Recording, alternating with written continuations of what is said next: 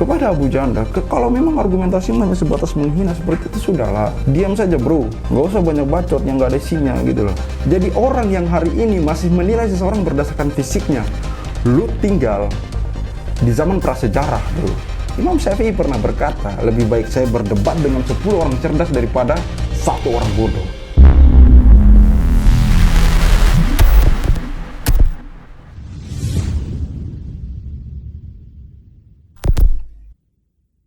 Ya, bismillahirrahmanirrahim. Assalamualaikum warahmatullahi wabarakatuh. Kembali lagi bersama saya Khalid Al-Walid. Pada video kali ini kita akan membahas persoalan Abu Janda yang menghina Natalius Pigai dengan kata-kata evolusi ya.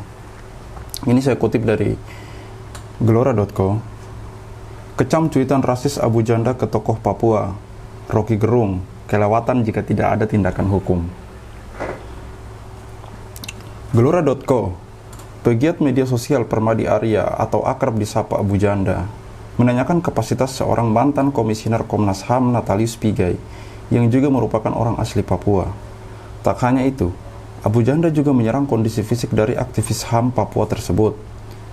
Kau Natalius Pigai, apa kapasitas kau? Sudah selesai evolusi belum kau? Tulis Abu Janda.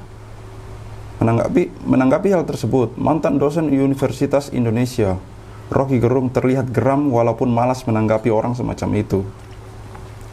Kalau secara moral saya nggak layani orang yang dangkal semacam itu, ucapnya seperti dikutip dari kanal YouTube resminya Kamis 7 Januari 2021.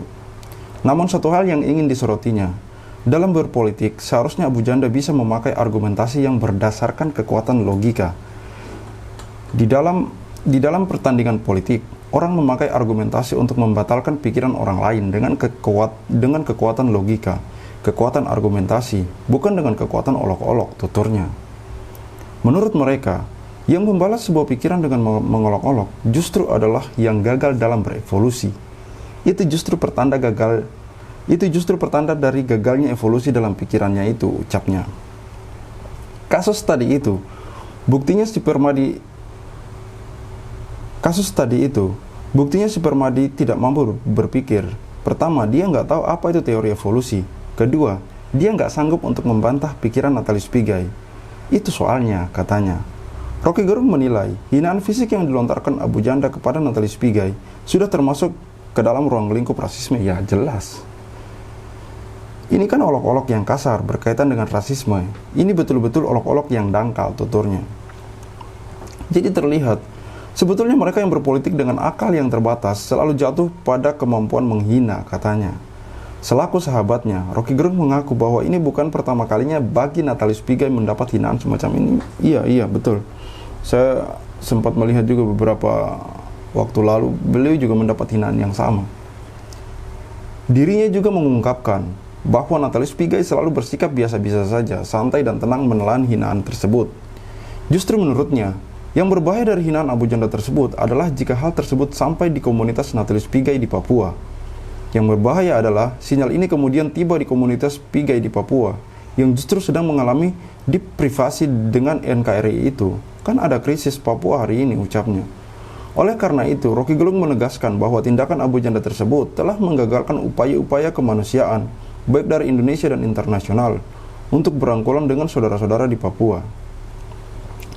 Jadi, seluruh fasilitas yang disediakan oleh kemanusiaan untuk berangkulan dengan saudara-saudara di Papua berupaya untuk memahami problem mereka. Ini justru dibatalkan oleh si Dumo tadi, tuturnya. Ia juga menyampaikan bahwa jika penghinaan ini tidak ditindak secara hukum, berarti pemerintah mendukung ucapan Abu Janda tersebut. Makhluk tadi itu kan dikenal sebagai buzzer, dan ini kan sebenarnya sudah kelewatan jika sampai kemudian tidak ada tindakan hukum, ucapnya. Ini kan semakin menegaskan betapa orang-orang semacam ini dilindungi dan kemudian kalau diterima oleh komunitasnya Pigai di Papua, ini akan menafsirkan bahwa memang pemerintah ikut juga menghina orang Papua, katanya. Maka dari itu, Rocky Gerung berkesimpulan bahwa kejadian yang terjadi di Indonesia saat ini adalah sebuah kekonyolan yang luar biasa. Karena di sisi lain, Papua selalu diminta untuk bergabung dengan NKRI, sementara di saat yang sama, buzzernya justru menghina dengan cara yang betul-betul dahsyat. Sebelumnya Natalius Pigai juga sudah menjawab komentar Abu Janda yang dinilai telah menyerang fisiknya. Menurutnya, sudah menjadi resiko bagi dirinya mendapat serangan dan hinaan, sebab selama ini dia membela umat Islam yang teraniaya. Bro, mati itu resiko dari keputusan kita membela umat Islam yang teraniaya, rakyat dan orang-orang lemah yang membutuhkan pertolongan karena kekuasaan yang tirani, tulis Pigai. Dia menyampaikan bahwa sikap kritisnya terhadap pemerintah merupakan jalan terjal demi tegaknya HAM dan perdamaian. Kita juga pemimpin negara dan sudah memilih jalan terjal demi tegaknya demokrasi, HAM, perdamaian dan keadilan, tuturnya. Ya, yang pertama yang saya ingin tekankan kepada Abu Janda bahwa apakah cuma menghina yang ada di isi kepalamu, gitu. Saya juga pernah melihat, kan kita pernah melihat juga kan videonya waktu di YLC dulu, waktu debat masalah bendera Al-Liwa dan Ar-Raya dengan Ustadz Felix Xiao. Kelihatan banget kan betapa dangkalnya pemikirannya gitu kan. Dia mengklaim membawa bukti data mengenai bendera Rasulullah. Ternyata data yang dia bawa itu salah dan fatal. Itu bukan bendera Rasulullah tapi bendera Utsmani. Dan dia sudah terlanjur teriak-teriak membawa kopian hasil searching dari Google. Dan sekarang dia bawa evolusi. Lu paham teori evolusi nggak? Yang pertama, teori yang kau bawa, teori evolusi yang kau bawa itu cuma teori. Dari zaman Darwin masih hidup, sang pencetus teori, sampai sudah ratusan tahun beliau meninggal, itu hanya sebatas teori. Tidak pernah terbukti secara ilmiah. Jika terbukti secara ilmiah, maka teori itu akan naik levelnya menjadi hukum. Contoh, ketika berbicara gravitasi, kita tidak akan pernah menyebut teori gravitasi, melainkan hukum gravitasi, karena itu sudah terbukti secara ilmiah. Sedangkan evolusi, sampai hari ini, hanya akan menjadi teori evolusi. Dan kebanyakan orang-orang yang mempercayai teori evolusi, itu kebanyakan ateis. Saya nggak bilang semua ya, kebanyakan ateis. Karena Darwin pun diindikasi adalah seorang ateis, di mana dia menciptakan teori evolusi untuk membantah keberadaan dari penciptaan Tuhan. Saya pun waktu kecil itu bingung, karena di sekolah, saya diajarkan tentang teori Darwin. Intinya waktu SD saya diajarin teori evolusi Darwin. Sementara ibu saya membelikan saya buku-buku ajaran agama. Saya bingung, ini yang benar yang mana? Penciptaan Nabi Adam atau teori evolusi? Karena dua sejarah ini itu berbenturan dan sangat tidak mungkin untuk digabungkan. Baru sekarang saya yakini kalau teori evolusi Darwin itu hanya sekedar teori, dan kau bawa teori itu untuk menghina saudara saya dari Papua.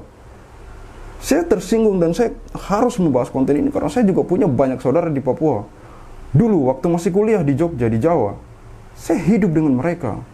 Banyak saudara saya yang dari Wamena, yang dari Manokwari, yang dari Fak-Fak. Banyak saudara saya dari Papua.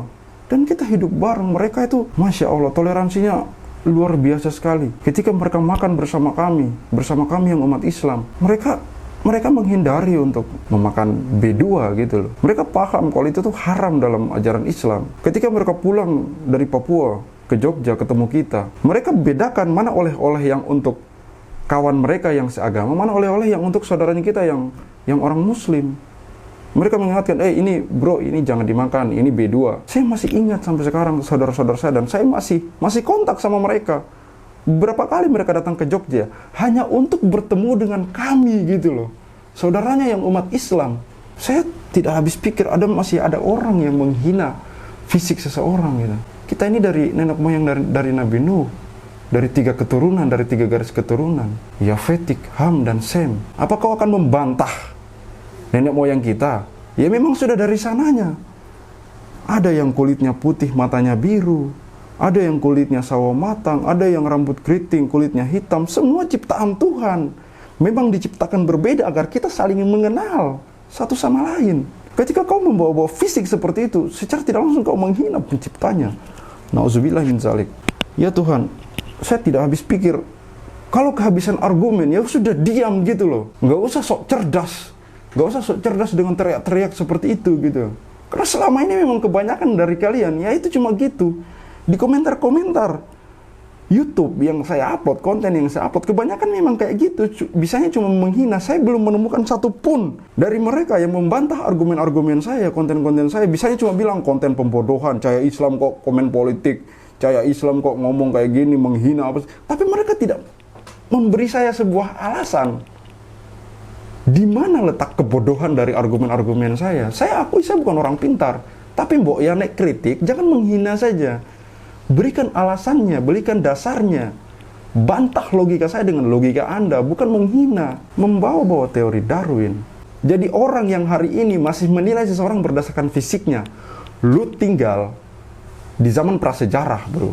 Apalagi berbicara warna kulit. Tidak ada standar warna kulit hitam itu tampan atau jelek, warna kulit coklat sawo matang itu tampan atau jelek, warna putih itu kemudian enggak. Tidak ada standar, tidak ada dari sudut pandang mana, enggak ada. Apanya yang kita mau debatkan hanya cacian dan hinaan seperti itu kepada Abu Janda. Kalau memang argumentasi hanya sebatas menghina seperti itu, sudahlah, diam saja, bro. Nggak usah banyak bacot yang nggak ada isinya gitu loh. Dan kepada pendukung-pendukungnya, jika mau membantah argumen saya, ya bantah dengan argumen, dengan logika. Saya akan terima, insya Allah saya akan terima ketika saya menganggap bahwa argumenmu itu lebih masuk akal ketimbang argumen saya, lebih cerdas ketimbang argumen saya, lebih ilmiah ketimbang argumen saya. Selesai kan?